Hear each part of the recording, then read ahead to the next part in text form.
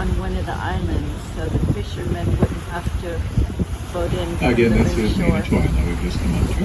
And the fish camp is that little wooden shack.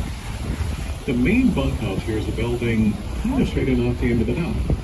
For the most part, that's where fishermen would have lived while they were out here. A little bit to the left of the end of the dock are a couple of net drying reels.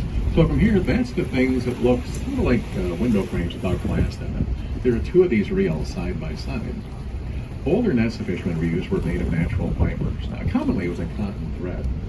They had to dry these nets before they stored them. If they stored wet nets, they would have rotted in storage. So when fishermen got back here with wet nets, they would begin by winding them up onto these reels.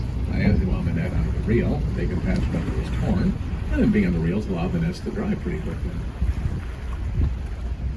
The next three buildings, just to the left of those drying reels. So the three buildings, sort of right in the center of the room, those were used for different purposes over the years.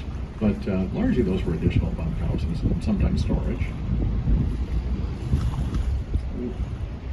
When fishermen were out here, for the most part, there were never more than at most half a dozen of them, except in the late fall, early winter. Basically, November is herring season. During those times, there could have been up to about 30 men staying out here.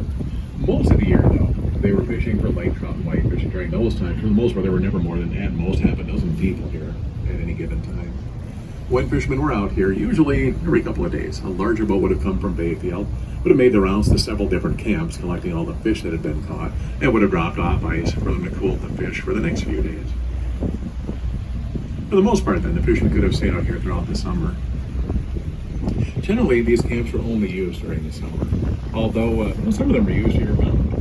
In the winter, we commonly get ice here. Pretty normal for us to get a foot or two of ice in between islands. Once the ice was thick enough to hold them up, fishermen would, and fishermen still do, come out and cut holes through the ice and keep fishing. And that brings us to the last building here. The one farthest left was an ice fishing shelter. Commercial ice was really not what's called like the ice fishing you might be familiar with. They were not simply drilling holes and dropping hooks down. They cut large holes, and they had a device that's going to keep the ice. But they still pull a little bit like that. It's a protection. We've seen a couple of ducks walking around on the dock. Those are more mergansers. There were at least two families of mergansers that grew up out here. So a couple of females nested. And there have been some here, boy, all fall since